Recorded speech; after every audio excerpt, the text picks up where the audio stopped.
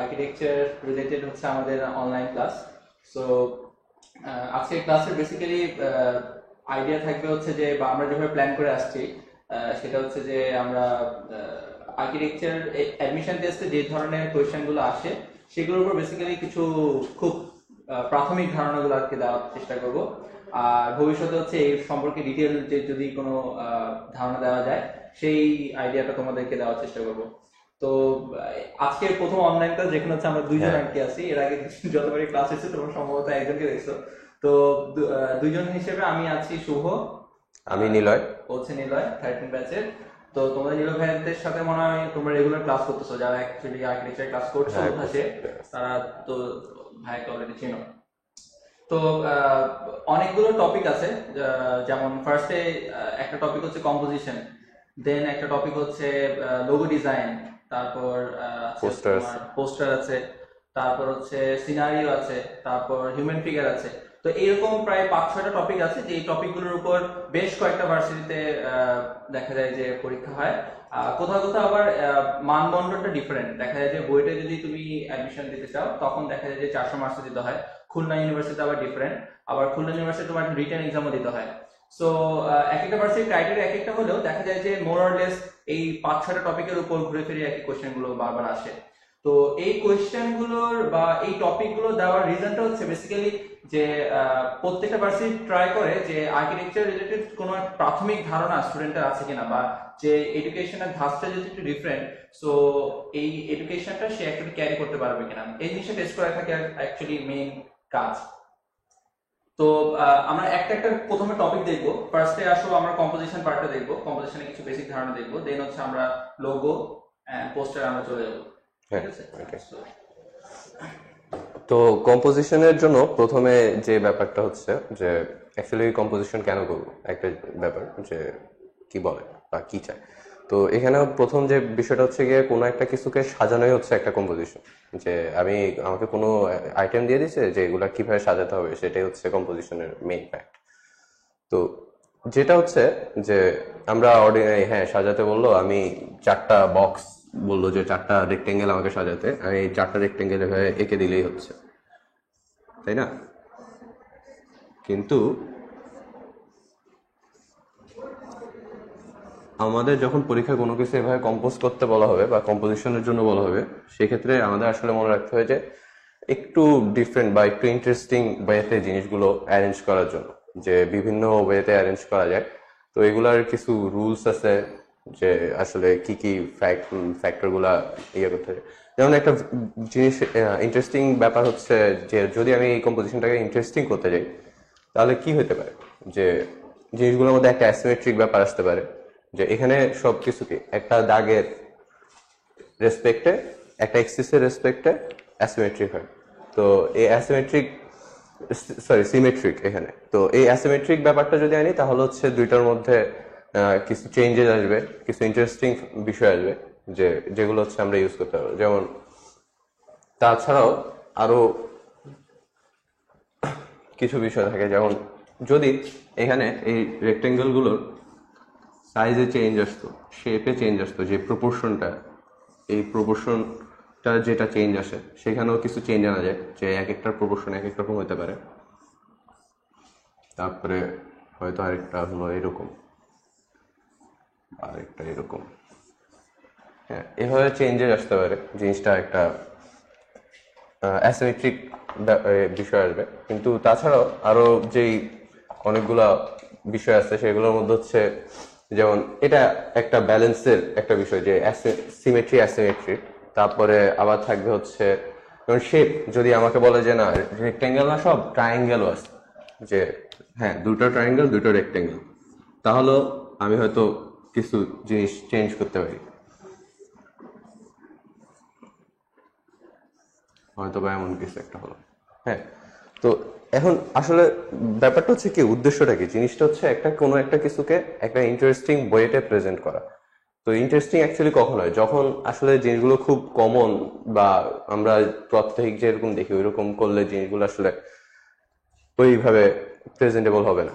যে জিনিসটা আসলে কখন প্রেজেন্টেবল বা ইন্টারেস্টিং হবে, যে আমরা কিছু রুলস জানি, বা রুলস আমরা এখানে বইতেও আছে, গাইডে, অ্যাডমিশন গাইডে, কিন্তু সবসময় যে রুলস গুলো মেনটেনও করতে হবে এমন না। তো তারপর আমরা বেসিক কিছু সুবিধার জন্য যে আসলে কি কি কি ওয়ে ফলো করলে আমরা করতে পারি, ওইসব জিনিসই নিয়ে একটু কথাবার্তা বলবো। যেমন একটা হচ্ছে রুল অফ থার্ড,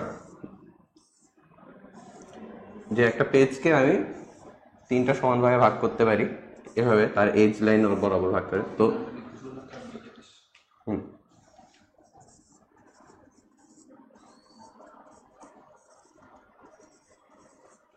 তো এর যে পয়েন্টগুলো পাওয়া যায় ইন্টারসেকশনে, এই পয়েন্টগুলো হচ্ছে মেইনলি ফোকাস করার জায়গা। একটা ফ্রেমটা কি? ফ্রেমটা হচ্ছে আমার খাতার পেজটাই হচ্ছে আমার পুরো ফ্রেম। তো আমাকে জানতে হবে যে আসলে কোনো জায়গায় ফোকাস করতে হলে কোন জায়গায় মেইন ওই কম্পোজিশনের ফোকাস পয়েন্টটা থাকতে হবে, এটা একটা ফ্যাক্ট হয়। মানে এখানে যদি আমি একটু ওর সাথে অ্যাড করি, ব্যাপারটা হচ্ছে এরকম যে সাইন্টিফিক্যালি জিনিসটা দেখা গেছে আর কি, যে আমরা যখন খাতার বা কোনো একটা ফ্রেমের যখন আমরা যখন জিনিসটা মানে এইভাবে 3টা ভাগে ভাগ করি, তখন আমরা সামহাও ফোকাস গুলো হচ্ছে এই পয়েন্টে যায়। সেই যে বোর্ডের যে জায়গাটা, বোর্ডে যদি আমি এখানে কোনো একটা পয়েন্ট রাখি, তাহলে জিনিসটা হয়তো আমাদের ফোকাস হারিয়ে যাবে। ফোকাসে থাকে কোন জায়গাগুলো, সে এরকম জায়গাগুলো, এই অংশগুলো হচ্ছে আমাদের ফোকাসে থাকে। ঠিক আছে? সো ও যেটা বলতে যাচ্ছে সেটা হচ্ছে যে আমাদের যে বেসিক এলিমেন্ট গুলো দিয়ে আমরা যে কম্পোজিশন গুলো করবো, সেই কম্পোজিশন গুলো এই ফোকাস পয়েন্টে রেখেও করা যায়, আবার না রেখেও করা যায়। তো রেখে করব কি করব না, সেই ব্যাপারগুলো হচ্ছে কম্পোজিশনের একটা মূল পার্ট আর কি। ধরো তোমাকে যদি 3টা জিনিস দিয়ে কম্পোজ করতে বলে, ধরো 2টা বৃত্ত আর একটা ট্রায়াঙ্গেল, এখন তুমি যে জিনিসটাকে ফোকাসে রাখতে চাও সেই জিনিসটা হচ্ছে আমরা চেষ্টা করি হচ্ছে এই ধরনের পয়েন্টে রাখার জন্য। আর যদি ওই জিনিসটা আমরা ফোকাস করতে না চাই, তাহলে সেটা আমরা অন্য কোনো জায়গায় রাখতে পারি। তো এই ব্যাপারটা হয়তো আমি ওর সাথে অ্যাড করতে পারি আর কি। যে মানে সবসময় একদম হার্ড অ্যান্ড ফাস্ট রুল হিসেবে এটা ফলো করতেই হবে, মানে ওই রকম কথা না। তো যাই হোক, তারপরে হচ্ছে যে অ্যাকচুয়ালি ফোকাস কিভাবে ক্রিয়েট করা যায়। যেমন আমার যদি এই পুরো বোর্ডটা একদম সাদা থাকে,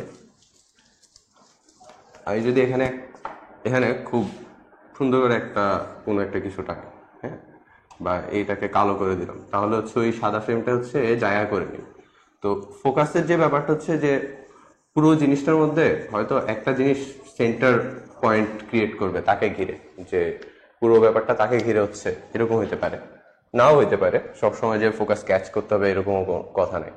তো যেটা ফ্যাক্ট হচ্ছে গিয়ে আমরা হয়তো একটা, ওই যে ভাইয়া যেটা বললো যে রুল অফ থার্ডে যে পয়েন্টগুলো, ওই পয়েন্টগুলো মেনটেন করে ওইখানে আমরা ফোকাস ক্রিয়েট করতে পারি, নাও করতে পারি। এবং ফোকাস না থাকলেও যে খুব সমস্যা হবে এমন না, বাট ফোকাসটা একটা কন্ট্রাস্ট ক্রিয়েট করে অন্য সবকিছুর সাথে। যেমন আমার যদি এখানে সব রেক্টেঙ্গেল হয় পুরো বোর্ডে, তারপরে শুধুমাত্র একটা পয়েন্টে আমি দেখলাম যে এখানে সার্কেল, তাহলে আমার সবার আগে চোখ যাবে সার্কেল। তারপর আমি পুরো জিনিসটা এর সাথে কিভাবে আসে, অ্যারেঞ্জমেন্ট এগুলা চেক করবো। তো এই হচ্ছে কম্পোজিশনে। তো এই ভ্যারিয়েশন, প্রত্যেকটা এলিমেন্ট গুলোর মধ্যে ভ্যারিয়েশন কিভাবে ক্রিয়েট করা যায়। যেমন আমি হয়তো কোনোগুলোকে সামনে পিছে এরকম একটা ডেপথ দেওয়ার চেষ্টা করতেছি, তাহলে হচ্ছে কিছু গাঢ় ভাবে আমি ফিল করতে পারবো, কিছু আবার হয়তো হালকাভাবে ফিল হবে পুরো, অথবা কিছু হালকাভাবে ফিল হইলো। এভাবে হচ্ছে আমরা ভ্যারিয়েশন আনতে পারি। তো ভ্যারিয়েশনে হচ্ছে মানে সামনে পিছে যে ডেপথটা, যে এটা আসলে কেন হালকা বা গাঢ় কেন কথা বলেছে, যখন একটা জিনিস আমাদের খুব কাছাকাছি থাকে তখন আমরা এটা ডিটেইলে দেখি, আর যখন দূরে থাকে তখন এটা আমরা আরো হালকাভাবে দেখি। তো এইভাবে হচ্ছে একটা জাস্ট ডেপথ দেওয়া যায়। যখন আমি 2D কম্পোজিশন করতে যাব, মনে রাখো যে 2D কম্পোজিশনের কথা, যখন আমাদেরকে চতুর্ভুজ, ত্রিভুজ এগুলা বলা হবে, সেগুলো হচ্ছে 2D তে। আর যখন 3D তে যাব, 3D কম্পোজিশন, সেগুলো দেখবা যে ত্রিমাত্রিক বস্তুর কথাই বলা হচ্ছে, যে বক্স, অন্যান্য যেগুলো 3 ডিমেনশনাল, পিরামিড, এইসব শেপ গুলোকে বলা হচ্ছে। তো এই আর কি।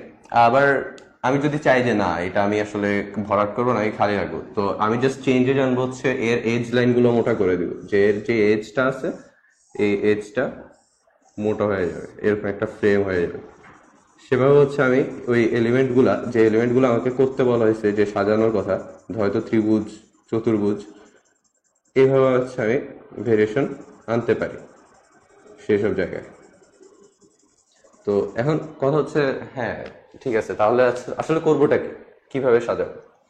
হ্যাঁ, কিভাবে সাজাবো সেটা হচ্ছে আসলে ব্যাপারটা এরকম যে সাজানোর ব্যাপার যেটা, সেটা আসলে কোনো ফিক্সড ওয়ে নেই।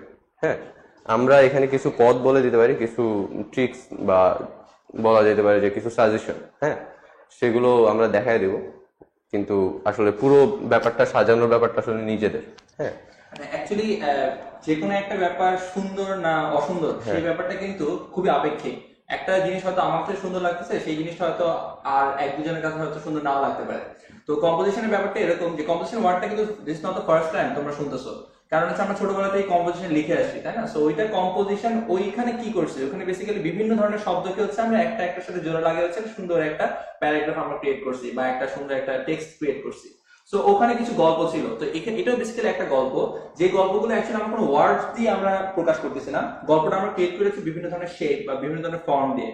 তো এই ব্যাপারটা এই কারণে ইম্পর্টেন্ট যে আমাদের যখন কোনো একটা জিনিস তুমি হয়তো বানাবা, বা একটা জিনিস হয়তো তুমি বিল্ডিং বানাচ্ছো, হোয়াট এভার ইট ইজ, তুমি যখন কোনো একটা জিনিস বানাবা, তোমার ঘরে যদি গোছাতে যাও, তখন দেখো বিভিন্ন ধরনের তোমার কাছে এলিমেন্ট থাকে।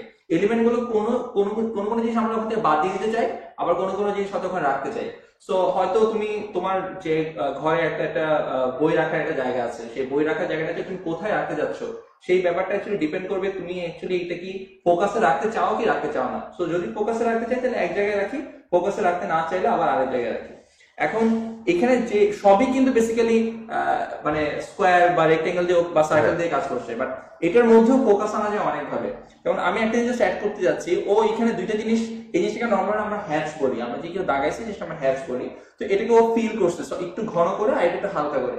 এই জিনিসটা খুব ভালো বোঝা যায় যখন আমি পাশাপাশি দুটো হয়তো ইন্টারসেক্ট করতেছি, হয়তো এভাবে রাখলাম। সো আমি যখন নিচেরটাকে যখন গাঢ় করে ফেলতেছি, তখন হচ্ছে দেখা যায় যে একটা ডেপথ ক্রিয়েট হয়। সো যখন দুইটা জিনিস আমি পাশাপাশি রাখতেছি, তখন হচ্ছে এই ধরনের হ্যাচ গুলো হচ্ছে আলাদা করতে খুব সহায়তা করে। অথবা হচ্ছে এই ধরনের যখন আমি খুব সলিড করে ফেলতেছি, তখন দেখো এইটা আর এইটার মধ্যে এটা অনেক বোল্ড লাগতেছে, এটা খুব চোখে পড়তেছে।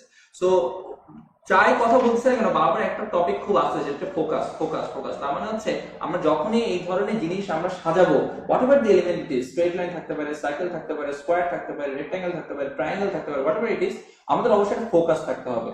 কারণ অনেক জিনিস নিয়ে যদি আমরা কম্পোজ করতে থাকি, তাহলে দেখা যাবে জিনিসটা বিশৃঙ্খলা ক্রিয়েট করতে পারে। আমরা চাচ্ছি না জিনিসটা কেওস হোক, আমরা চাই জিনিসটা সুন্দর কম্পোজিশন হোক। তো সুন্দর কম্পোজিশনের জন্য অবশ্যই অবশ্যই অবশ্যই তোমাকে একটা ফোকাস ক্রিয়েট করতে হবে। আচ্ছা, আর যে বিষয়গুলো যে আমরা আসলে যে কম্পোজিশন করতে গেলে আমি ক্লাস নেওয়ার সময় দেখতেছি যে কম্পোজিশনের কথা বললেই কোনো না কোনোভাবে সবার একটা সিমেট্রির বিষয় চলে আসে। তো যে একটা পেজকেই যদি তাদেরকে আঁকতে দেওয়া হয়, আর তোমাদের হয়তো সিমেট্রি টাইপের জিনিসপাতি চলে আসতেছে সব, কিন্তু আসলে সিমেট্রি বা এই এই বিষয়গুলো একটু অ্যাভয়েড করতে পারলে সুবিধা হয়। কারণ অ্যাসিমেট্রিক জিনিসটা অলওয়েজ সিমেট্রির থেকে একটু বেশি ইন্টারেস্টিং এবং ডাইনামিক হয়, এবং জিনিসগুলো মানুষের ফোকাস বেশি ক্রিয়েট করতে পারে, অ্যাট্রাকশন।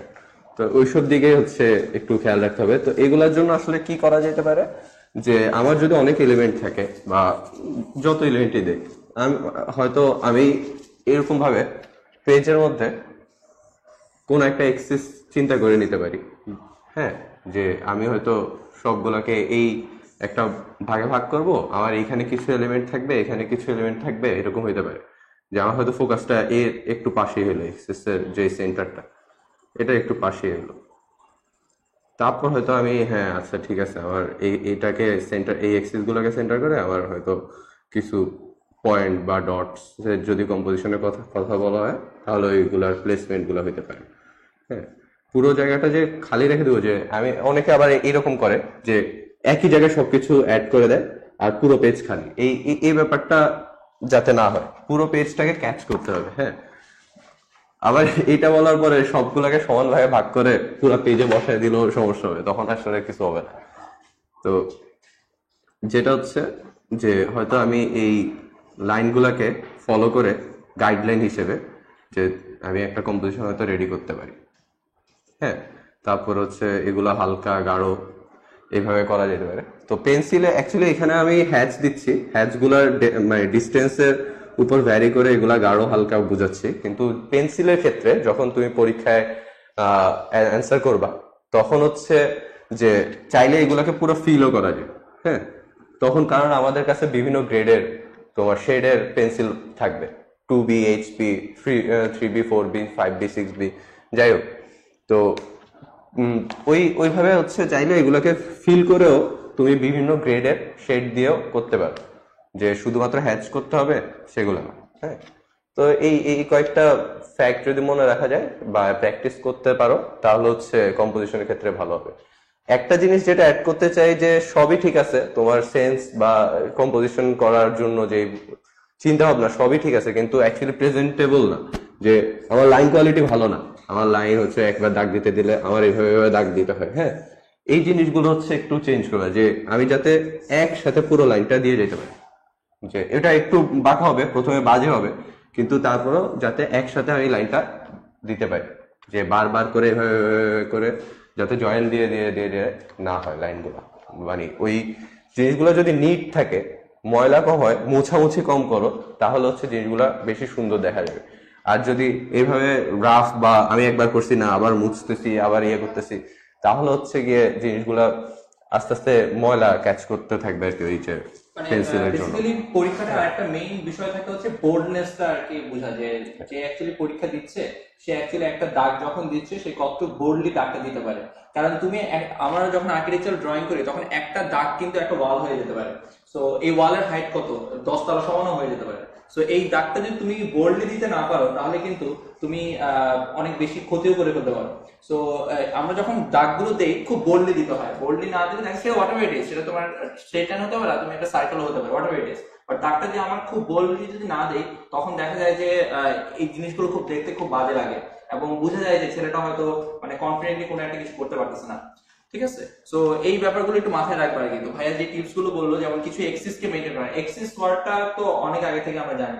সো এই এক্সিস গুলো মেনটেন করে কিছু কথা হতে পারে। ও একটা টার্ম ইউজ করছে সিমেট্রি।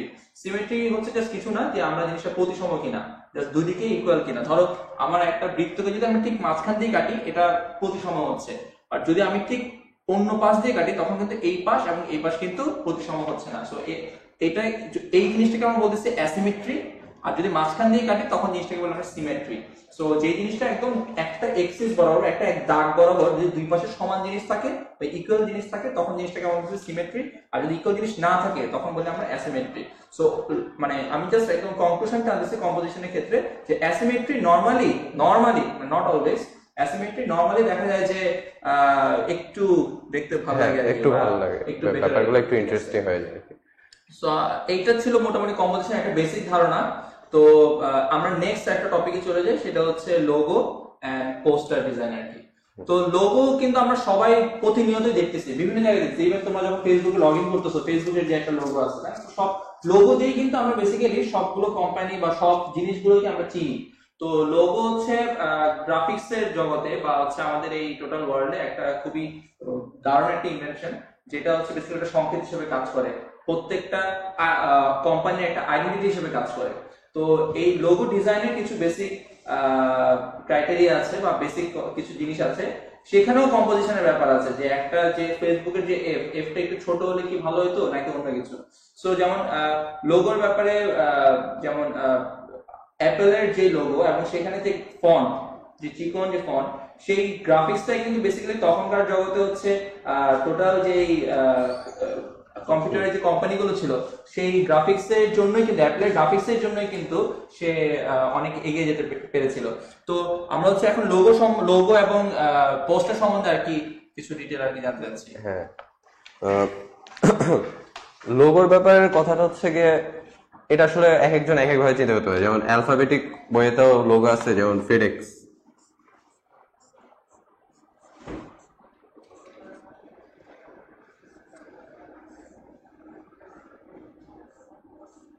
তো ফেডেক্সের লোগোটায় আমরা যখন যাই তখন হচ্ছে দেখা যায় যে হ্যাঁ অ্যালফাবেট আছে, ওকে ফাইন, কিন্তু সেটার সাথে তারা আসলে একটা হিডেন মিনিংও রাখে, যে এখানে যে অংশটা থাকে এই ইটা মিলে এখানে একটা অ্যারো ক্রিয়েট করে, যে ডিরেকশন।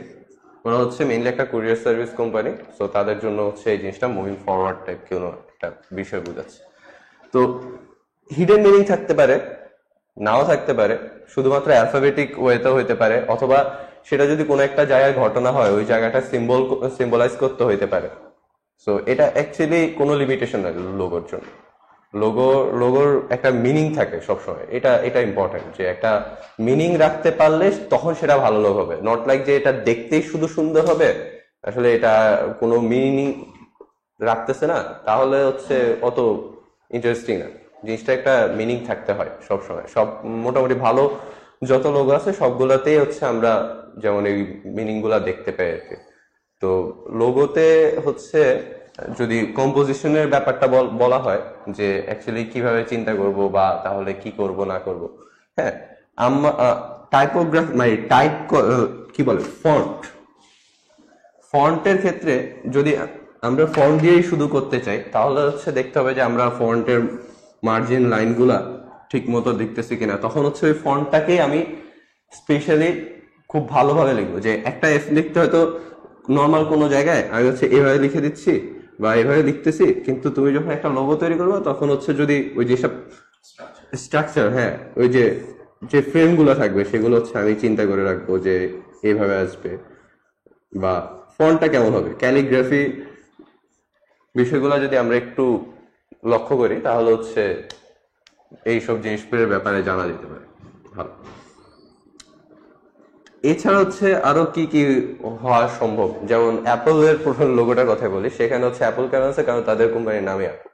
তো সেখানে আরেকটা যেটা ফ্যাক্ট ছিল যে এর যে একটা পার্ট পোর্শন নাই, এটা অ্যাকচুয়ালি কেন বলা হয়, যে এখানে হচ্ছে তখন এমন একটা রিজন থাকে যে অ্যাডাম অ্যাডাম হচ্ছে ওই অ্যাপল কে রেজিস্টার করতে পারেনি, যে তাকে বলা হয়েছিল যে এখানে না খাওয়ার জন্য, কিন্তু তারপর সেটা খাইছে। তো যেটা হচ্ছে গিয়ে এই প্রোডাক্টটা তোমাকে ইউজ করতেই হবে, যে এটা এতটাই অ্যাট্রাকটিভ হবে যে এই প্রোডাক্টের কোয়ালিটি। সো এই জিনিসগুলো হচ্ছে তারা মানে মেইন করে আর কি, যে লোগোতে বা লোগোর ক্ষেত্রে হচ্ছে যাতে এখানে তাদের কোম্পানির যে ভিশন থাকে, বা কোম্পানি না হোক, হয়তো তোমার নিজের ব্যক্তির একটা লোকেরই হচ্ছে লোগো বলতে গেল, যে তুমি তোমার নিজেকে এক্সপ্রেস করে এমন একটা লোগো, সেক্ষেত্রে হচ্ছে তোমার ব্যাপারে তুমি যে দিকটা তুমি মানুষকে জানাতে চাচ্ছ, বোঝাতে চাচ্ছ, সেসব দিকেও তুলে নিতে পারো।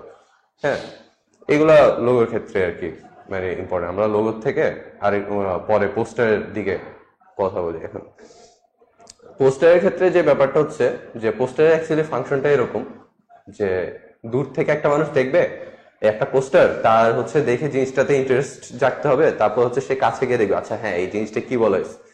সো পোস্টারে অ্যাকচুয়ালি দুই ধরনের ব্যাপার থাকবে, একটা হচ্ছে মেইনলি অ্যাট্রাক্ট করার জন্য যে আচ্ছা হ্যাঁ কি বোঝা যাচ্ছে, ওকে দূর থেকে বুঝতেছি যে এরকম একটা বিষয় হচ্ছে, কাছে গিয়ে দেখলাম যে আসলে কি কাজ হচ্ছে।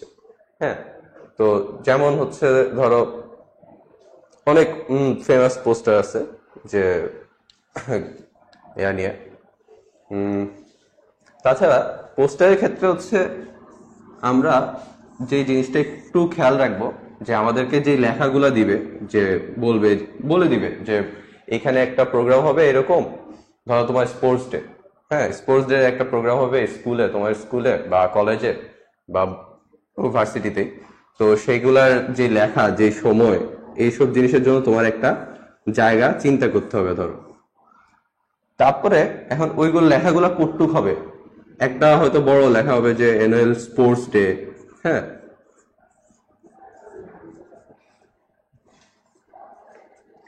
তারপরে হয়তো ছোট করে আমার এখানে কোথায় কোথায় কি কি হবে, কোথায় প্রোগ্রাম হবে, কখন প্রোগ্রাম হবে, কে কে আসবে না আসবে, এই কথাগুলো লেখা যায়। কিন্তু মেইনলি দূর থেকে আবার কি দেখতে হবে, যে এখানে হয়তো একটা স্পোর্টস ডে টাইপ কোনো একটা বিষয় থাকতে হয়, যে যেমন আমার হয়তো যে এরকম হইতে পারে, হ্যাঁ, যে আমার হয়তো এর হইতে পারে যে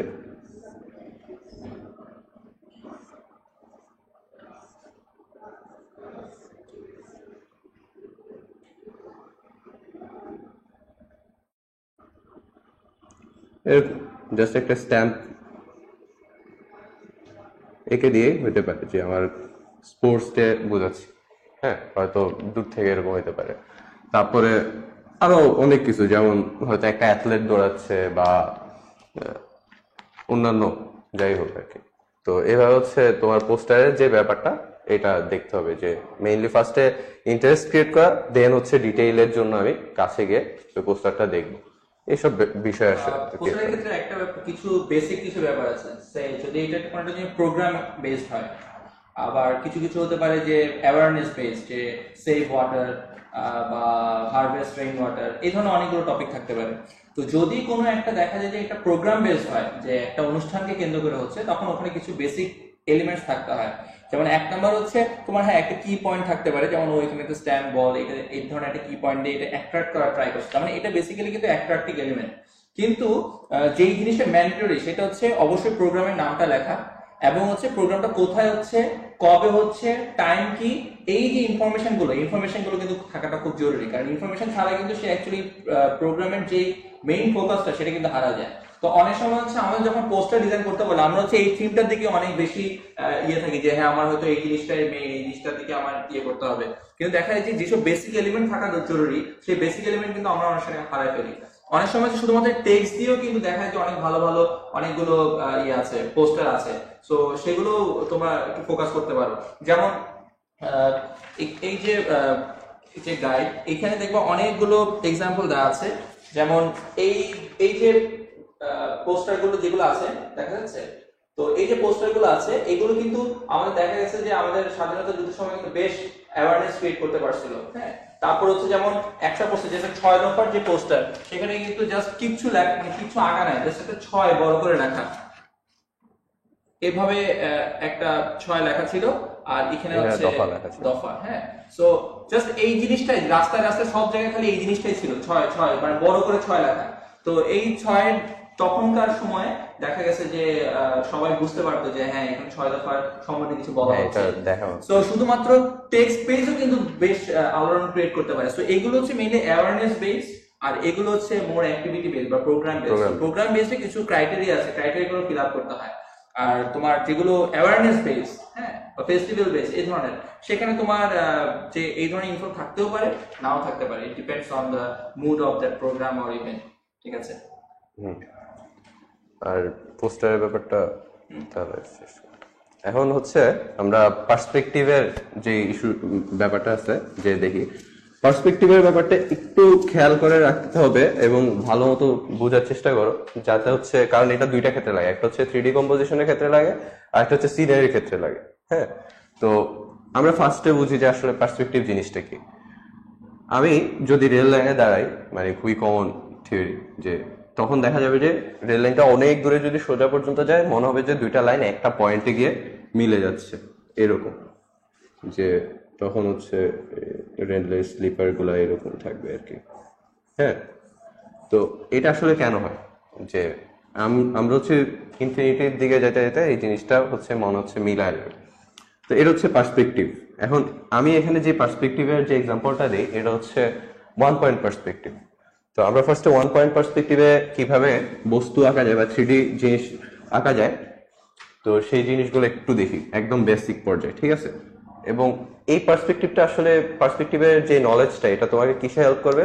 দেখবা যে অনেক সময় আহ, বিভিন্ন অনেক কিছু আঁকলাম এবং আমি মানে বুঝাতে যাচ্ছি যে এই জিনিসটা একই সারফেসে আছে, কিন্তু দেখা যায় যে আসলে এটা মনে হয় যে এটা এদিকে নড়ে গেছে দেখতে, এটা ওইদিকে নড়ে গেছে, মানে একই সিস্টেমে নাই মনে হচ্ছে।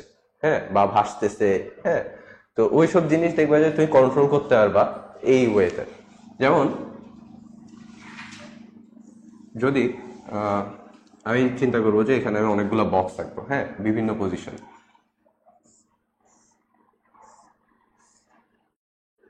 এখানে একটা রেক্টেঙ্গেল আঁকলাম। আমি ফার্স্টে রেক্টেঙ্গেল গুলো আঁকি যে কোন কোন পজিশনে বক্স রাখতে চাই।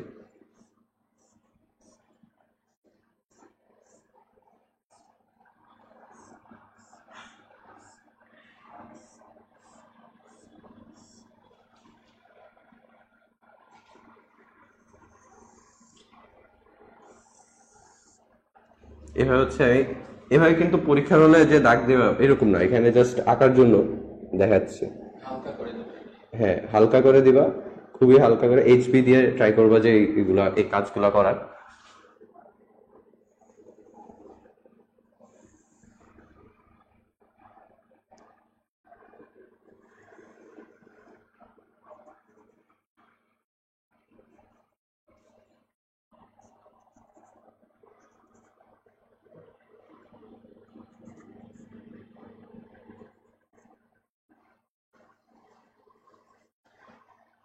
যেমন এইভাবে যদি এখন আমি বক্সটাকে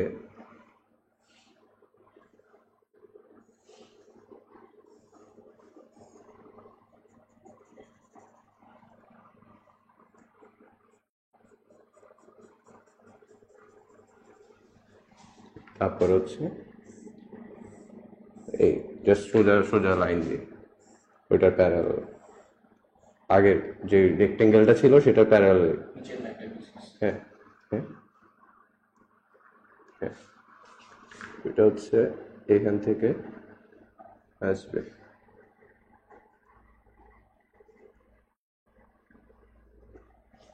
তারপর হচ্ছে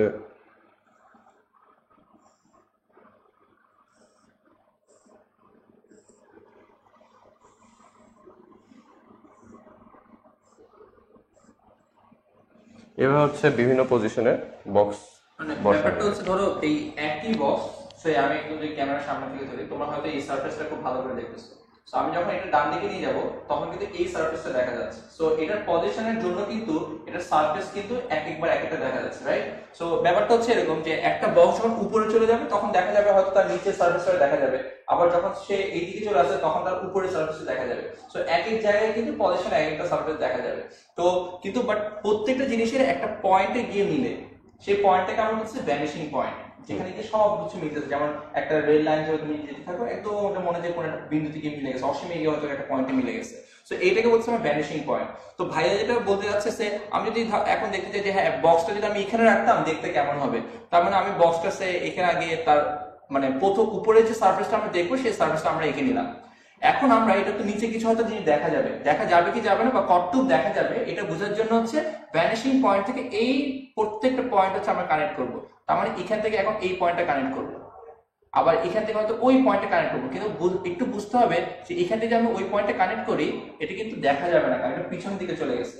সো এখন বক্সটা তাহলে যদি আমি এখন আঁকতে চাই তাহলে কিচ্ছু না, এগুলো তো বাঁকা দাগ দিছে, এখন হচ্ছে জাস্ট এইটার প্যারালাল এখানে একটা দাগ দিব আর এইটার প্যারালাল এখানে একটা দাগ দিব, which means this is my box। এটা হচ্ছে আমাদের বক্স। সো এই বক্সটা হয়তো এখানে নিয়ে গেলে দেখতে হয়তো এরকম লাগবে। সো এখন যদি তুমি ওখানে একটা আঁকতে চাও কিচ্ছু না, চারটা পয়েন্ট আসবে, ওই চারটা পয়েন্ট এখান থেকে কানেক্ট করলে জিনিসটা হয়ে যাবে, ঠিক আছে? আচ্ছা, এটা হচ্ছে 1 পয়েন্টের থিওরি। 2 পয়েন্টের যে বিষয়টা থাকে ওইটা হচ্ছে কখন হয় যে আমরা 1 পয়েন্টটা কখন দেখি, যখন আমরা কোনো বস্তুকে এভাবে দেখতেছি বা এই সারফেসটা হচ্ছে আমার চোখের দুইটা যে প্লেন থাকে ওই প্লেনের সাথে যদি প্যারালাল থাকে।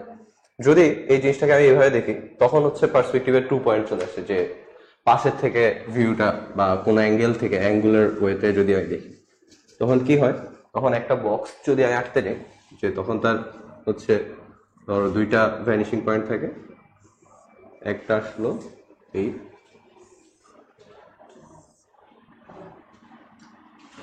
এইখানে হচ্ছে আমার ধরো উপরে গেল, আমি ধরলাম যে এজটা একটা এজ হচ্ছে এইটুক হাইটের, তারপর এই পয়েন্টটার থেকে এই এজটা কানেক্ট করলাম, তারপর এই পয়েন্টটার থেকে এই এজটা কানেক্ট করলাম, তারপর এখানে ইন্টারসেকশন, একে উপরে উঠালাম, একে এখান পর্যন্ত নিলাম, এই হচ্ছে আমার বক্সটা। তারপর এখন মনে হচ্ছে যে আসলে উপরে সার্ফেসটা একটু দেখা যাবে, তাহলে হচ্ছে এই আর এই দুইটা, তাহলে হচ্ছে আমি বক্সটা আসলে কতটুকু পাইলাম, আমি বক্সটা হচ্ছে পাইছি হচ্ছে এই হচ্ছে আমার বক্সটা, আর এইখানে লাইনগুলো বা ঠিক আছে। তো এখন যদি এই যে এই পজিশনটা যদি চেঞ্জ হতে থাকে তাহলে দেখো যে যদি আমার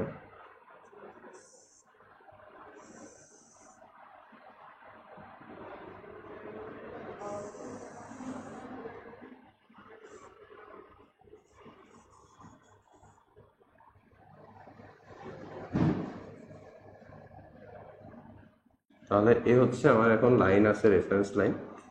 হ্যাঁ, এখান থেকে হচ্ছে আমি সোজা উপরে টানবো, এখান থেকে হচ্ছে আমি সোজা উপরে টানবো, এই এই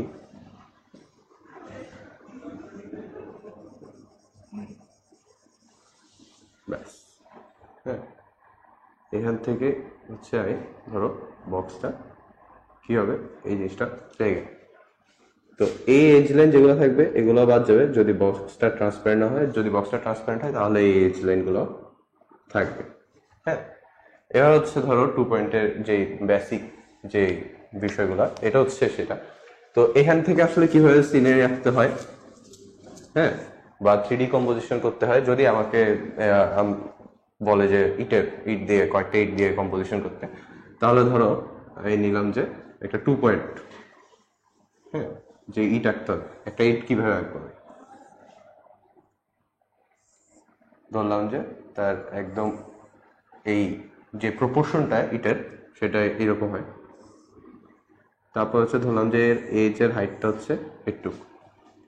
তারপর এই পয়েন্টটার সাথে আমি এই পয়েন্টটা কানেক্ট করব, তারপর এই পয়েন্টটা কানেক্ট করব। এরপর আমি এটাকে এখান পর্যন্ত নিব, এই ইন্টারসেকশন পয়েন্টটা আবার এইখানে কানেক্ট করব। তারপর এই ইন্টারসেকশন পয়েন্টটা আমি এখানে কানেক্ট করব। তো এইটার একটু কম হলে বেটার পাই, এই জায়গা বড়। তাহলে হচ্ছে কি হবে, এই জায়গা। ওকে ফাইন, এগুলো আমার হয়ে গেছে। আমি হচ্ছে এখন যেই ডিজায়ার যে বক্সটা ছিল ওই বক্সটা পাই। আচ্ছা, ভালো কথা। তারপর হচ্ছে এখন আমার এখানে হচ্ছে উপরে একটু নিচের দিকে অংশ নামানো থাকবে। এই যে এটাকে যদি আমি কানেক্ট করি তাহলে ইয়া করা যায়, কিন্তু ওইভাবে দাগ টানতে গেলে অনেকগুলা লাইন ক্রিয়েট হবে, যেখানে হচ্ছে আমাদের কনফিউশন হতে পারে যে এই লাইনটা আসলে কিসের সাথে, এই লাইনটা কিসের সাথে। তো আমরা চেষ্টা করবো যে বেসিক শেপটা এঁকে ওইটা রেফারেন্সে যদি আমরা পুরোটা শেষ করতে পারি বেটার। হ্যাঁ, যে অনেকগুলা লাইনের রেফারেন্স লাগলো না, ঠিক আছে। তো এইভাবে তুমি ধরো করতে পারো। তো তখন লাইট, শেড শ্যাডো এইসব জিনিসগুলো একটু চিন্তা রাখলে ভালো হয়। যেমন আমি যদি এই জায়গাটা কালো করি, তার মানে হচ্ছে লাইটটা হচ্ছে এইদিকে, সো আমার এই সারফেসটাও কালো হবে।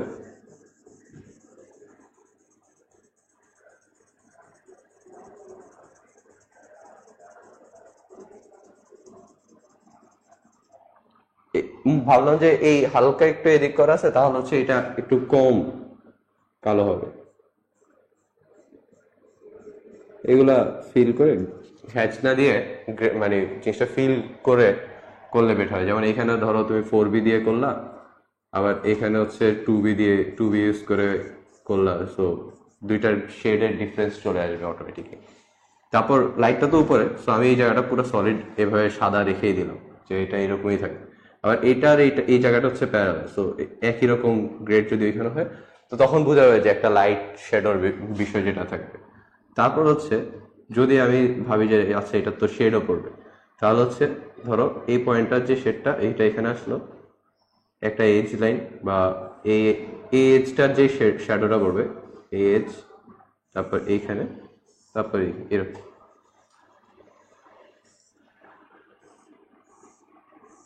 এই তো এখানে হচ্ছে জাস্ট আলাদা একটা গ্রেডের শ্যাডো দিলেই হয়ে যাবে। তো এরকমই আর কি বিষয়টা, যে এরকম ভাবে আমি যদি করি তাহলে হচ্ছে এই ওয়েতে পার্সপেক্টিভে জিনিসটা হচ্ছে সুন্দরভাবে মিলবে। না হলে হচ্ছে পার্সপেক্টিভে আমার এই পয়েন্টগুলা যে লাইনগুলা থাকে এগুলা দেখে মনে হবে না যে জিনিসটা অ্যাকচুয়ালি একটা সলিড ইট, কারণ এইসব জিনিস ফ্যাক্টরি মেড, এগুলা অনেকটা একদম যে পিওর শেপ থাকে ওইটার সাথে রিলেটেড থাকে, যে এখানে আসলে এদিক উঁচু হয়ে গেল নিচে হয়ে গেল বোঝা যাচ্ছে না, এমন হবে না। সো জিনিসটা পারফেক্ট হয়ে যাবে। এই জিনিসটা হচ্ছে আমাদের আরো বেশি কাজে লাগে হচ্ছে, ধরো আমাকে কোনো একটা রুমের ভিতরে আঁকতে বললো, হ্যাঁ, তো রুমের ভিতরে যখন আঁকতে বলবে তখন হচ্ছে দেখা যায় যে আমরা দুইভাবে দেখতে পারি। একভাবে দেখতে পারি যেমন তোমরা এখন যেটা দেখছো ক্যামেরা থেকে একদম সামনে, তার মানে ওয়ালটা একদম যেটা দেখতেছো একদম স্ট্রেট দেখতেছো, রাইট? সো এইটা হচ্ছে এক ধরনের ভিশন। আরেকটা হচ্ছে না, আমি হয়তো একটা রুমের কর্নারটা দেখতে পারি। সো দুইটা জিনিস আমি একটু যদি মুছি বা এখানে সাইডে আমরা আঁকতে পারি, সেটা হচ্ছে দুইটা জিনিস। একটা হচ্ছে আমরা সরাসরি একটা রুমের ধরো জাস্ট একটা ওয়াল দেখতে পারি, অথবা হচ্ছে একটা কর্নার দেখতে পারি, এই ধরনের একটা কর্নার, এরকম একটা কর্নার দেখতে পারি। সো এই যখন আমরা একটা জাস্ট এই ধরনের একটা ওয়াল দেখতেছি তখন আমরা ইউজ করেছি নরমালি 1 পয়েন্ট তো আমরা সবকিছু হচ্ছে একটা পয়েন্টে মিলে যাবে। আর যখন আমরা একটা কর্নার দেখি নরমালি, তখন আমরা জিনিসটা ইউজ করেছি 2 পয়েন্ট। সো জিনিসটা তার মানে আমি যেটা এইভাবে জিনিসটা অনেকটা এইভাবে আঁকি যে ঠিক আছে, আমি যদি 1 পয়েন্টে আঁকি তাহলে আমি ফার্স্টে যেটা করব, আমি হচ্ছে ধর এখন একটা ভিতরে একটা রুম আঁকতেছি, ঠিক আছে? আমি একটু মুছি এটা, হ্যাঁ। আচ্ছা, তো নরমালি যদি আমি দেখি যে হয়তো আমি একটা রুম আঁকতেছি সামনে থেকে, সো ফার্স্টে আমি করব কি এই ধরনের বক্স এঁকে নেব। বক্সটা কেন? কারণ আমি একদম রুমের ধরো এই রুমটার এই পাশের ওয়ালটা আমি প্রথমে আঁকলাম। এখন যদি আমি রুমের কি শুধুমাত্র একটা ওয়াল থাকে তা তো না, উপরে রুফ থাকে, নিচে তোমার ফ্লোর থাকবে, দুই সাইডে ওয়াল থাকবে, সেগুলো কিভাবে আঁকবো? কিছু না, জাস্ট আমি আগে চিন্তা করবো হ্যাঁ হয়তো আমার ভ্যানিশিং পয়েন্টটা এই জায়গায়। তাও ভ্যানিশিং পয়েন্ট বরাবর হচ্ছে হালকা করে এভাবে হচ্ছে আমরা দাগ দিব, তারপরে এখান থেকে এভাবে দাগ দিব, তারপরে এখান থেকে এভাবে দাগ দিব, তারপরে এখান থেকে এভাবে দাগ দিব। সো যখন দাগ দিয়ে নিছি, তার মানে দেখো আমার উপরে যে জিনিসটা পাইছি এইটা হচ্ছে আমার রুফ, মানে রুমের রুফ, এই অংশটুকু। এই পাশে হচ্ছে দেখো এটা একটা দেয়াল, এই পাশে এটা একটা দেয়াল। So eventually this is my floor. So এখন এখানে তুমি যাই আঁকো না কেন, সে যদি তুমি যদি জানলা দাও, সেই জানলাটাও দেখা যাবে ওই পয়েন্টের সাথে মিলাই করতে হবে। যেমন ধরো আমি এখানে একটা জানলা হবে, তাহলে আমি যেটা করবো এখান থেকে একটা দাগ দিব, এখান থেকে একটা দাগ দিব, তারপর জাস্ট দুইটা ভার্টিক্যাল দাগ দিলে হ্যাঁ এটা হয়তো একটা জানলা হবে। সো জানলার কিছু ডিটেইলিং থাকে, কারণ কি এটা দেখে মনে হয় যে না এটা খুব ফ্ল্যাট লাগতেছে, জিনিসটাতে একটা ডেপথ থাকবে। কারণ কি এই যে একটা ওয়ালের একটা থিকনেস আছে না, সেই থিকনেস গুলো যদি দিতে চাই তখন সেই জিনিসটা আমরা চোখের আন্দাজে দিতে পারি, আবার চাইলে আমরা একটু মানে ওই আবার পার্সপেক্টিভে মিলাই করতে পারি। এটা যার যার ইচ্ছা, যেভাবে ইচ্ছা আমরা এটা করতে পারি। সো এইটা হচ্ছে দেখা, তার মানে এরকম একটা জিনিস হচ্ছে, জিনিসটা হচ্ছে আমি যখন একটা ওয়াল দেখতেছি বা একটা রুম দেখতেছি ভিতর থেকে, সো এটা চাইলে আরো অনেকগুলো ডিটেইলিং করা যায়। আমি চাইলে এখানে ফ্লোরের টাইলস দিয়ে আরো অনেক ডিটেইলিং করতে পারি। এটা হচ্ছে 1 পয়েন্ট, আমি সবকিছু একটা পয়েন্টে মিলতেছে। আর যেটা 2 পয়েন্ট, 2 পয়েন্টটা হচ্ছে ধরো আমি এই রুমের এখন এই কর্নারটা দেখতেছি, রাইট? জাস্ট এই কর্নারটা। সো আমি যে কাজটা করি আগে ওই কর্নারটা এঁকে নিই। কোন কর্নারটা? জাস্ট এই কর্নারটা হচ্ছে আগে আমি এঁকে নিলাম। এই কর্নারটা হচ্ছে এতটুকু। এখন এখানে পয়েন্ট ছিল কয়টা? একটা। বাট এখানে পয়েন্ট কয়টা যাচ্ছে? দুইটা। দুইটা যখন পয়েন্ট চাইবো তখন ধরো পয়েন্ট এখানে একটা, এখানে একটা। সো যখন পয়েন্ট এখানে একটা আর এখানে একটা, তখন আমার রুমটা দেখতে কিরকম হবে? এখান থেকে একটা লাইন টানলাম, আবার এখান থেকে একটা লাইন টানলাম, এখান থেকে একটা লাইন টানলাম, এখান থেকে একটা লাইন টানলাম। এখন দেখো কি কি জিনিস পাচ্ছি। এই একটা লাইন, এই একটা লাইন, এই একটা লাইন, এখানে একটা লাইন, এখানে একটা লাইন। যদি আমি এগুলো মুছে দেই তখন দেখো যে জিনিসটা পাচ্ছি, এটা ধরো এটা একটা রুম, রুমের দুইটা দেয়াল হচ্ছে এরকম। সো এইটা হচ্ছে রুমের রুফটা এরকম হয়ে যাবে, আর এটা হচ্ছে কি ফ্লোরের পার্ট। আর যদি আমি দেয়ালটা বাইরে থেকে দেখতাম তখন যে কাজটা করতাম সেটা হচ্ছে এই যে এই লাইনগুলো ছিল না, আর এখানে দুইটা লাইন ছিল, রাইট? যদি আমি দেয়ালটা বাইরে থেকে দেখতাম তাহলে আমি এগুলো মুছে দিয়ে যে কাজটা করতাম সেটা হচ্ছে এখানে একটা দাগ দিতাম, এখানে একটা দাগ দিতাম। তার মানে মনে হতো দেয়ালটা হচ্ছে এখন আমি হয়তো বাইরে থেকে দেখতেছি, এখানে একটা গাছ আছে, একটা আছে। সো এরকম। সো 2 পয়েন্টে যেটা করি আমরা নরমালি আগে কর্নারটা এঁকে নিই। কর্নার যেমন ও আগে যখন ইটটা আসছিল তখন তার কর্নারটা এঁকে নিয়ে তারপর হচ্ছে জিনিসগুলো জয়েন দিচ্ছে। সো কর্নারটা এঁকে নিয়ে দেন হচ্ছে আমি যদি জয়েন গুলো দেই তখন হচ্ছে রেফারেন্স গুলো খুব ইজিলি পাওয়া যায়। সো দিস ইজ 2 পয়েন্ট আর দিস ইজ 1 পয়েন্ট। সো জিনিসগুলো প্রথমে একটু কমপ্লেক্স মনে হতে পারে যে এত এত দাগ এত দাগ, বাট ব্যাপারগুলো খুবই ইজি। কারণ তুমি যদি এক দুইবার জাস্ট প্র্যাকটিস করো তাহলে দেখবে জিনিসটা খুব ইজি, তেমন কিছুই না।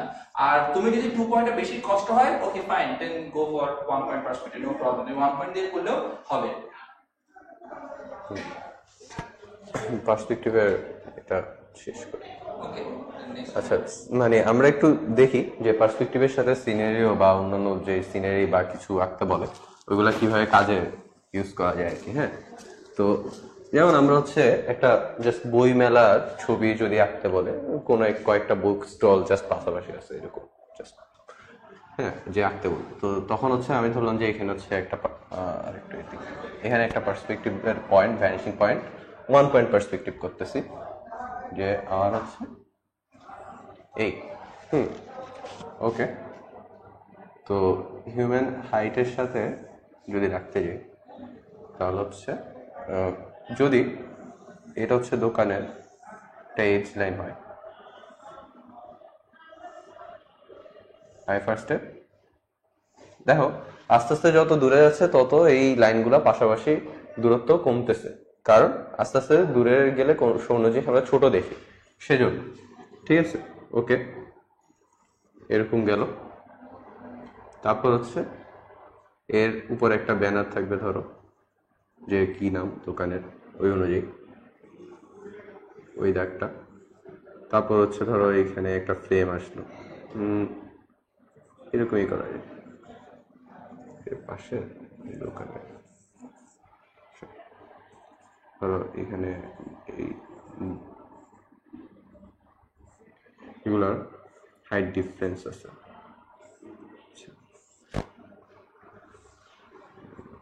এই যে প্যারাল, যখন আমি 1 পয়েন্ট করবো, এই ওই পয়েন্টের সাথে লাইনগুলো ছাড়া যেই লাইনগুলো থাকবে ওইগুলো সব হচ্ছে অর্থোগোনাল হবে, অর্থাৎ পেজের সাথে এইরকম অথবা এরকম। হ্যাঁ, এই দুইটা অ্যাক্সিসের প্যারালাল হবে। হ্যাঁ, যেমন এই যে এই জায়গাটা এটা করতেছি, হ্যাঁ এইখানে, তারপর এই এরকম করলাম।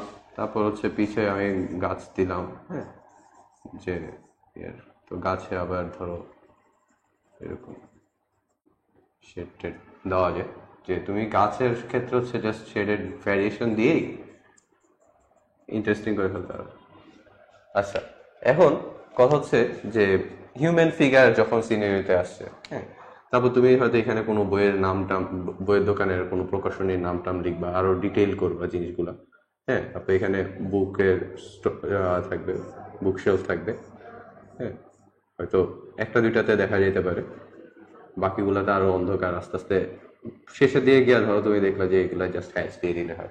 যেটা কাছে ওইগুলো আমরা ডিটেলে দেখবো, যেগুলো দূরে সেগুলো আমরা ডিটেল কম দেখবো, কম করবো। হ্যাঁ, এখন যেটা হচ্ছে যে মানুষ আসলে কেমন হবে, যখন আমি একটা মানুষ অনেক দূরের মানুষ আঁকবো তখন হচ্ছে খুবই কম ডিটেইলে জাস্ট একটা মানুষ হয়ে যাবে। হ্যাঁ, কিন্তু যখন আমি কাছে করতে যাব তখন হচ্ছে সেটা একটু ডিটেল দরকার হয়। এখন আমরা মানুষ আঁকতে গেলে যখন আঁকতে দিই বা আঁকি বা এরকম কি ফেস করতাম যে সবাই আসলে একটা সারফেসে নাই, মনে হচ্ছে কেউ উপরে উঠে গেছে কেউ নিচে নেমে গেছে। হ্যাঁ, ওই জিনিসগুলো আসলে কিভাবে সলভ করা যায়, যেমন ধরো এই মানুষটাই যদি আমার এখানে থাকতো, হ্যাঁ তাহলে হচ্ছে কি হতো, এরকম একটা লাইন তার বডির এই, তো অ্যাকচুয়ালি এখানে আসতে সেই মানুষটার হাইটটা হচ্ছে এরকম হতো। ঠিক আছে, তারপরে ধরো তার আরো ডিটেইলিং আসতো, ওইখানে আমি দেখতেছি না কিন্তু এখানে হয়তো জিনিসটা আর ওকে আরো ক্লিয়ার দেখা যাচ্ছে মানুষটাকে। হ্যাঁ, হাইট তো আমার এখান থেকে এখান পর্যন্ত।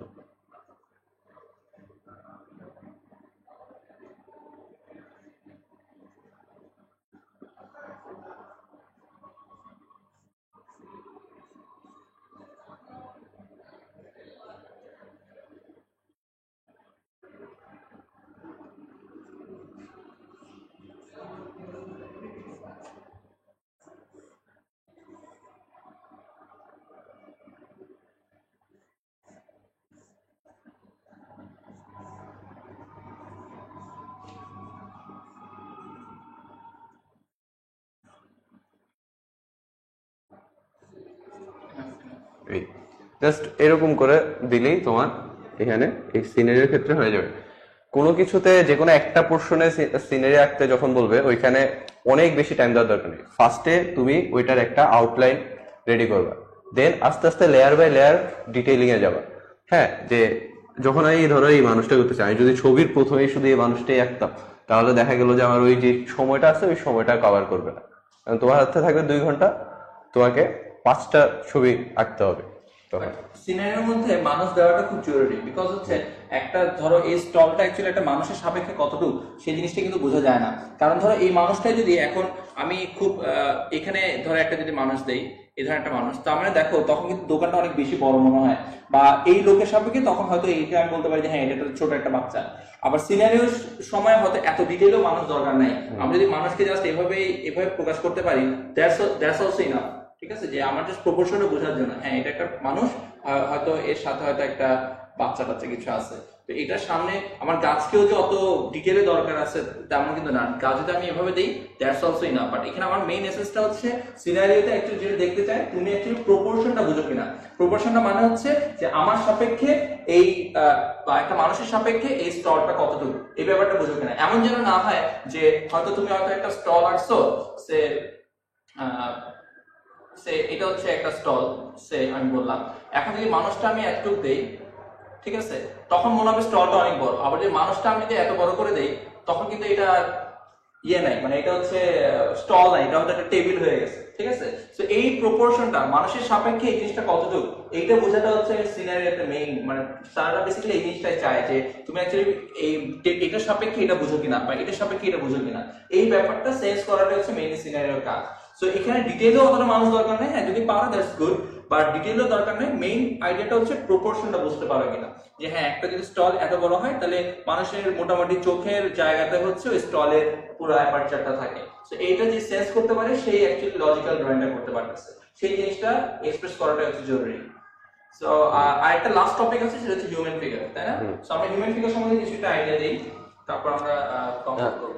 হিউম্যান ফিগারের ব্যাপারে হচ্ছে কি আসলে সবকিছু মানে সব জায়গায় ডিটেল আঁকতে হয় যেমন না, তো কোশ্চেন একটা হয়তো একটা থাকবে যে যেখানে হচ্ছে তোমার হিউম্যান ফিগার একটু ডিটেলে আঁকতে হবে আর কি, হ্যাঁ, যে বিভিন্ন পশ্চার বা কি। তো যেটা হচ্ছে খুব বেশি কিছু না, ধরো যে কোনো কিছু আঁকতে হলো, একটা মাথার একটা জায়গা থাকবে, ওইখান থেকে ধরো তুমি হচ্ছে বসার পশ্চার যদি পশ্চার হয় তাহলে হচ্ছে ফার্স্টেই আমি হাতের পজিশন এঁকে ফেলবো, তারপরে যে বডির যে অন্যান্য যে বিষয়গুলো থাকবে যদি এরা বসে থাকে, হ্যাঁ, যে সে বসে আছে এরকম একটা বিষয়, যে একটা মানুষ বসে আছে তাহলে হচ্ছে তার কি হবে, একটা পায়ের আগে থাকবে, হ্যাঁ।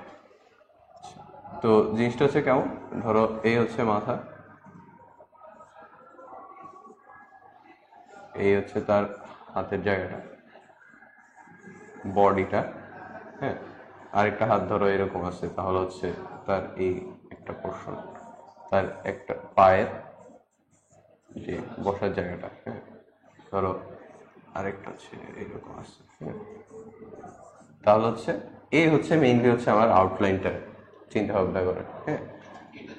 হ্যাঁ, তারপর হচ্ছে ধরো এখন যদি আমার ডিটেল করতে বলে তাহলে হচ্ছে এই আমি হচ্ছে এখানে ধরো পা আঁকবো, তো এইসবের আস্তে আস্তে ডিটেল আসবে যে কিভাবে হয়, হ্যাঁ, যে কেমন হয়। তারপর হচ্ছে ধরো এই যে তার ড্রেস, হ্যাঁ, এখানেও কিছু হয়তো ভাঁজ আসবে এরকম।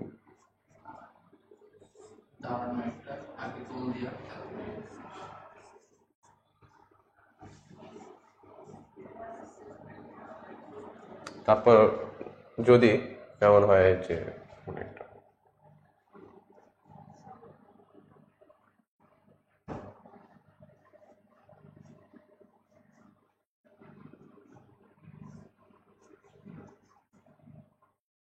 আচ্ছা, ধরো যে আমি হচ্ছে এখান থেকে হাত প্রপোর্শনটা দেখি যে এখান থেকে একটু পর্যন্ত হবে, তারপর হচ্ছে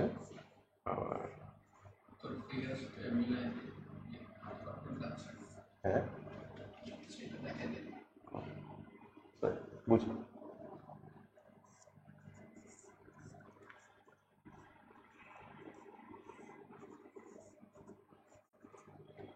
তো এই যে দেখো এখানে হচ্ছে আমার হিউম্যান ফিগারের বেসিক যে আইডিয়াটা এভাবে করা যেতে পারে, ঠিক আছে।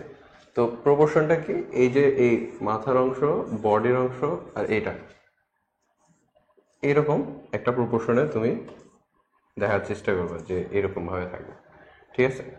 পাও অনেক বড় করে দিও না, হাতও অনেক বড় করে দিও না, হ্যাঁ।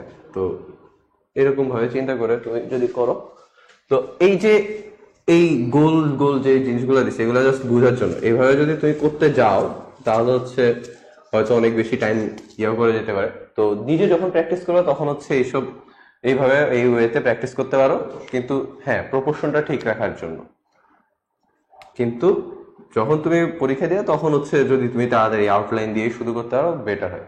তবে হিউম্যান ফিগারে যেটা কি ডিটেইল কত করছো, কত বেশি করছো বা কত সুন্দরভাবে আঁকছো, এগুলোর থেকেও সবচেয়ে ইম্পর্টেন্ট হচ্ছে যে যে মানুষটা আঁকছো প্রপোর্শনটা ঠিক আছে নাকি, যে হাত তো অনেক লম্বা হয়ে গেল, পা অনেক লম্বা হয়ে গেল, এইসব ব্যাপারগুলা যাতে ঠিক থাকে এই জিনিসটা জাস্ট খেয়াল রাখলেই হিউম্যান ফিগার বেটার হবে। হ্যাঁ, যে নট নেসেসারি যে তুমি অনেক বেশি কিছু করতেছো। হ্যাঁ, প্রপোর্শনটা যদি ঠিক রাখতে পারো তাহলে ওইটাই ওইটাই বেটার, ওইটাই চাই আর কি সবসময়, যে কিভাবে করবে না করবে। আচ্ছা, তো ওভারঅল যে ক্লাসটা আমরা নেওয়ার চেষ্টা করছি, এখানে বেসিক্যালি তোমার কিছু ওয়ার্ডগুলোর সাথে পরিচয় করা, যে কম্পোজিশনে অ্যাকচুয়ালি আমরা কি করতেছি, আমরা লোগোতে অ্যাকচুয়ালি কি ধরনের জিনিস চাওয়া হচ্ছে, পোস্টারে আমরা কি ধরনের জিনিস চাচ্ছি, দেন হচ্ছে এখানে ভাইয়া পার্সপেক্টিভ নিয়ে কথা বললো, 1 পয়েন্ট পার্সপেক্টিভ, 2 পয়েন্ট পার্সপেক্টিভ, এই জিনিসগুলো নিয়ে কথা বললো। দেন আমরা হিউম্যান ফিগার সম্বন্ধে একটা আইডিয়া পেলাম। হিউম্যান ফিগারটা অ্যাকচুয়ালি জিনিসটা আস্তে আস্তে প্র্যাকটিস করতে করতে অ্যাকচুয়ালি হবে, এটা একটু মেনে নিতে হবে। বাট জিনিসটা অ্যাকচুয়ালি প্রপোর্শনটা খুব জরুরি, যে মাথার সাপেক্ষে আমার বাকি বডির যে পার্ট, যেমন আমার হয়তো এই হাতের যে পজিশন দেখা যাচ্ছে কিনা আমি জানি না, হাত দেখো কোমরের একটু নিচে থাকে, আবার হাঁটুর একটু উপরে। সো এমন যেন না হয় হাত হচ্ছে দাঁড়ানোর সময় হয়তো হাঁটুর নিচে চলে গেল, এই ব্যাপারটা যেন না হয়। সো এই এই জিনিসগুলো প্রপোর্শনটা বোঝাটাই হচ্ছে বেসিক্যালি হিউম্যান ফিগারের কাজ। তোমার কাছে অবশ্যই চাইবে না যে তুমি খুব সুন্দর একটা পোর্ট্রেট এঁকে নিয়ে আসছো, দে ওন্ট এক্সপেক্ট দ্যাট। তোমার কাছে চাওয়া হচ্ছে যে তুমি বডির যে প্রত্যেকটা পার্টস আছে এই পার্টস গুলো প্রপোর্শনালি বুঝো কিনা, এই জিনিসটাই চাওয়া হচ্ছে। সো বারবার একটা কথা বলা হচ্ছে প্রপোর্শন প্রপোর্শন প্রপোর্শন, এই প্রপোর্শন কথাটা বারবার বলা হচ্ছে। এই প্রপোর্শনটা কিন্তু বেসিক্যালি খুব জরুরি আর্কিটেকচারের ক্ষেত্রে। সো এই জিনিসটা জাজ করাটাই বেসিক্যালি হচ্ছে মেইন একটা টাস্ক আমাদের এক্সাম গুলোর। যে একটা মানুষ যখন সে তুমি হয়তো একটা মানুষ ঢুকবে কোন একটা দরজা দিয়ে ঢুকবে, তো যখন দরজা দিয়ে ঢুকবে তুমি দরজার 3 ফিট দিয়ে রাখো, তাহলে এটা বেসিক্যালি কোনো মানুষের দরজা না। মানুষ মানে একটা স্বাভাবিক একটা মানুষ করে দিয়ে কিন্তু ঢুকতে পারবে না, কারণ একটা মানুষের নর্মাল হাইট আমরা ধরি 5, 5.5, 6 ফিট এরকম আমরা ধরতেছি। তো একটা দরজা তখনই আমরা বলবো সে যদি 7 ফিট হয়, 7 ফিট হলে একটা মানুষ নর্মাল যেতে পারবে। তো এই 7 ফিট যে তুমি বুঝতেছো একটা মানুষের সাপেক্ষে একটা দরজা 7 ফিট হওয়া উচিত, এই ব্যাপারটাকে বলা হয় হচ্ছে প্রপোর্শন। আবার ধরো তুমি হয়তো একটা মসজিদে ঢুকতেছো, তো মসজিদের দরজাটা একটু একটু কি উঁচু হয় না? কারণ কি উঁচু করার কারণটা হচ্ছে যে আমি যখন যাচ্ছি আমি যদি বুঝি যে হ্যাঁ এই জায়গাটা অনেক সেরেন, অনেক অনেক বড় একটা কিছু, এই ব্যাপারটা একটু বোঝাটা খুব জরুরি। সো ওই দরজাটা ইচ্ছা করে বড় করে দেওয়া হয় যাতে মানুষটা মনে হয় যে হ্যাঁ আমি একটা মনুমেন্টাল একটা জিনিসের মধ্যে দিয়ে যাচ্ছি। তো এই ফিলিংস গুলো দিতে পারে প্রপোর্শন, এবং সেইটা সম্ভব হচ্ছে তোমার যদি এটা সম্বন্ধে একটা ভালো আইডিয়া থাকে প্রপোর্শন সম্পর্কে। এবং প্রপোর্শন সম্পর্কে ভালো আইডিয়াটাই অ্যাকচুয়ালি জাজ করা হয় এই প্রত্যেকটা স্টেপেই, যে হিউম্যান ফিগার বলো বা সিনারিও বলো বা পার্সপেক্টিভ বলো, প্রত্যেকটা জায়গায় আমরা প্রপোর্শন নিয়ে আমরা অনেক কিছু বলি। তো লাস্ট অফ অল একটা কথা বলি, যে তোমার এই যে আঁকতেছে আমরা অনেক কিছু আমরা আঁকতেছি, অনেকে কথা হচ্ছে যে ভাই আমাকে খুব ভালো ড্রয়িং করতে হবে, আমি অবশ্যই বলবো ও আমার চেয়ে অনেক ভালো ড্রয়িং করে, আমি দেখো একটা দাও কিন্তু দেইনি এতক্ষণ। তো যেটা বলতে চাচ্ছি যে অ্যাকচুয়ালি তোমার কিন্তু খুব ভালো ড্রয়িং করতে হবে, নট লাইক দ্যাট। আমার কথা হচ্ছে you have to drawing logically, তোমার জিনিসটা লজিক্যালি ড্রয়িং করতে হবে। যে একটা কাছের মানুষ হয়তো অনেক বড় আর একটা দূরের মানুষ খুব ছোট একজন, সো এই আইডিয়াটা থাকাটা খুব জরুরি, যে কাছের জিনিসটা বড় হচ্ছে এটার সাপেক্ষে যে কাজটা হবে সেটাও বড়, আবার যে দূরের যে মানুষটা সেটা হয়তো তোমার ছোট হচ্ছে। সো এই যে বড় ছোট যে খেলা, এই ব্যাপারটা যে বুঝতে পারে সেই অ্যাকচুয়ালি আর্কিটেকচারে চান্স পাওয়ার যোগ্যতা রাখে। এই ব্যাপারটা অ্যাকচুয়ালি তারা জাজ করতে চায় যে তুমি এই সেন্স গুলো আছে কিনা, যে কাছের জিনিস বড় দূরের জিনিস ছোট, আবার তোমার দূরের জিনিস আস্তে আস্তে একটা জায়গায় মিশে যাবে, হ্যাঁ হালকা হয়ে যাবে, হালকা হয়ে যাবে, ডিটেইলিং গুলো কমতে থাকবে, হয়ে যাবে। হ্যাঁ, এই ব্যাপারগুলো অ্যাকচুয়ালি বুঝো কিনা, এই ব্যাপারটা অ্যাকচুয়ালি তোমার এখানে জাজ করা হয়। বাট ফাইনালি একটা কথা বলি, যে আর্কিটেকচার যদি আসলে তোমার প্যাশন হয়ে থাকে, এই সাবজেক্টের সম্বন্ধে জাস্ট আমি লাস্টে একটু অ্যাড করবো যে এই সাবজেক্টটা প্রচন্ড রকমের পরিশ্রম করতে হয়, প্রচুর পরিশ্রম করতে হয়, এবং ওয়ার্ল্ডে এটা ধরা হয় this is the toughest subject in the world. এবং এখানে তোমার 5 বছরের কোর্স। সো যারা এই সাবজেক্টে আসতে চাও তারা যেন আসলে এখানে আসতে চাও, মানে নট লাইক দ্যাট যে আমি চান্স পেলাম তাই চলে আসছি, এটা যেন না হয়। তুমি যদি আসলে প্যাশনেট হও, you are welcome to architecture. But একটু মাথায় নিয়ে আসতে হবে যে প্রচুর প্রচুর প্রচুর পরিশ্রম করতে হবে, প্রচুর পরিশ্রম করলে একমাত্র তুমি সামনে ফার্দার সাইন করতে পারবা। এবং প্রচুর স্ট্রেস আছে আমাদের এই সাবজেক্টটাতে, যখন আমরা পড়তে চাই প্রচুর ফ্রাস্ট্রেশন কাজ করে, প্রচুর স্ট্রেস কাজ করে, এগুলোকে ওভারকাম করেই যে অ্যাকচুয়ালি সামনে এগিয়ে যাবে সেই অ্যাকচুয়ালি এখানে সাকসেসফুল হতে পারে বলে আমাদের বিশ্বাস আর কি। তো আমি জানি না কতটুকু আমরা তোমাদের সাথে শেয়ার করতে পেরেছি, বাট আমি ডেফিনেটলি এটা জানি যে অনেক অনেক কিছু হয়তো এখানে বুঝো নাই, হ্যাঁ, কনফিউশনটা হয়তো ক্রিয়েট করতে কনফিউশন। পারছি। বাট ক্লাসের মেইন টার্গেটটা ছিল হচ্ছে যে প্রত্যেকটা টপিকের সাথে পরিচয় করানো। কারণ আমি যখন ক্লাসে যাই তখন প্রথমেই হয়তো অনেকে জিজ্ঞেস করে যে ভাইয়া কম্পোজিশন মানে কি, বা হিউম্যান ফিগারে কি চাওয়া হয়, এই ব্যাপারগুলো অ্যাকচুয়ালি ক্লিয়ার করাটা ছিল আমাদের মেইন টাস্ক। আর ফার্দার যখন আমাদের ক্লাসগুলো হবে তখন এই জিনিসগুলো হয়তো আমরা ডিটেল আপ করবো। বাট তোমাদেরকে আমরা এই গাইডটার সাথে একটু পরিচয় করিয়ে দিই। এটা হচ্ছে ওরা অনেক পরিশ্রম করে জিনিসটা এই গাইডটা বানিয়েছে, এবং এটার মধ্যে সব ডিটেইল আছে। আমরা যদি হ্যাঁ, একটু উল্টিয়ে যাই তাহলে দেখবা যে কোন কম্পোজিশনটাকে আমরা ভালো বলতেছি বা কোন কম্পোজিশন আমরা খারাপ বলতেছি, সেই সবকিছু এখানে ব্যাখ্যা ডিটেইল সবকিছু এখানে দেওয়া আছে। হ্যাঁ, প্রথমে দেখো কম্পোজিশন, তারপরে এগুলো সার্কেল দিয়ে কম্পোজিশন, দেন হচ্ছে 3D অবজেক্ট দিয়ে কম্পোজিশন, এই ব্যাপারগুলো ভাইয়া অলরেডি হ্যাঁ, দেখাইছে। তারপর হচ্ছে তোমার ইটের এটা দেখাইছে, এটা পার্সপেক্টিভ ড্রয়িং করার জন্য বিশেষ করে যখন কাজে লাগে। হ্যাঁ, তারপর লোগো, বিভিন্ন ধরনের লোগো, দের রিজনস, এই ব্যাপারগুলো এখানে আছে। তারপর হচ্ছে ক্যালিগ্রাফি বা টাইপোগ্রাফি, লাস্টে গিয়ে দেখো হিউম্যান ফিগার সম্বন্ধে, হ্যাঁ হিউম্যান ফিগার প্রপোর্শন, এইসব ব্যাপারে অনেক কিছু বলা আছে। ঠিক আছে, যে কিভাবে অ্যাকচুয়ালি তুমি প্র্যাকটিসটা শুরু করবা, দেন আস্তে আস্তে কিভাবে তুমি প্রগ্রেশন করে করে ডিটেলের দিকে যাবা। সো এই this guide will be very very helpful for you. So এই জিনিসটা তোমাদের যে নিকটস্থ ব্রাঞ্চ আছে সেখানে তোমরা যোগাযোগ করলে এই গাইডটা তোমরা নিতে পারবো পাবা। আই হোপ ওইখানে। হ্যাঁ, হ্যাঁ, ওখানে ওইখানে যোগাযোগ কন্ট্যাক্ট করলে করলেই পাবা। পাওয়া যায়। সো আর যদি ফার্দার কোনো কোয়েশ্চেন থাকে তোমরা ফেসবুক ইজ অলওয়েজ ওপেন, সেখানে জিজ্ঞেস করতে পারো। আর ভাইয়া তো ক্লাসে আছে, সেখানে দেখা হবে। সো একটু বলেই শেষ করতেছি, এন্ড উই হোপ যে you will actually enjoy the exams. Enjoy করাটা অ্যাকচুয়ালি খুব বেশি গুরুত্বপূর্ণ, যাই অ্যাটেন্ড করো না বা পরীক্ষা যাই হোক না হ্যাঁ, কেন। প্রেশারটা কম মনে করে, নার্ভাসনেসটা একটু দূর করে হ্যাঁ, যদি পরীক্ষাটা দেওয়া আরেকটা যায় ব্যাপার হচ্ছে যে খুবই অনেকে ভালো। একটা কোশ্চেন থাকে যে ভাই আমি যদি সে বইটার ক্ষেত্রে আমি যদি আর্কিটেকচারটা খ গ্রুপে, সো তুমি যদি খ গ্রুপে যদি অ্যাটেন্ড করতে চাও তোমাকে কিন্তু ক গ্রুপ অ্যাটেন্ড করে আসতে হবে। তার মানে হচ্ছে আর্কিটেকচার পরীক্ষাটা বিকালের দিকে হয়, তো তোমাকে সকালে ইঞ্জিনিয়ারিং পরীক্ষাটা দিয়ে পরীক্ষাটা দিয়ে দেন তারপর হচ্ছে বিকালে তোমাকে আর্কিটেকচার পরীক্ষা দিতে হবে। So you have to attend both, তুমি শুধুমাত্র আর্কিটেকচার পরীক্ষা দিলে হবে না, ঠিক আছে, দুইটা অ্যাটেন্ড করতে হবে। 2 ঘন্টার সময়, এবং 2 2 ঘন্টা ঘন্টায় সময়। হচ্ছে যে ছবিগুলো আঁকতে হবে। তো সব মানে ফার্স্টে গিয়ে একটা ছবি খুব ভালো করে করতেছি, তারপর এগুলা আসলে একদম ওইভাবে, টোটালি কিছু নাই, হ্যাঁ এভাবে এটা যেন না হয়, সবকিছু টাচ করে আসবে। হ্যাঁ। সবকিছু টাচ করে আর আসবা। যেটা ভালো লাগে সেটাই আঁকবা, ঠিক আছে? এটা ঠিক হইলো কি খারাপ হলো এসব চিন্তা করা লাগবে না। তুমি ঠিক খারাপ হইলো কি হলো না, খারাপ কেমন হলো, এগুলো আসলে অনেকটা সময় তুমি এখন পাচ্ছ প্র্যাকটিস করা।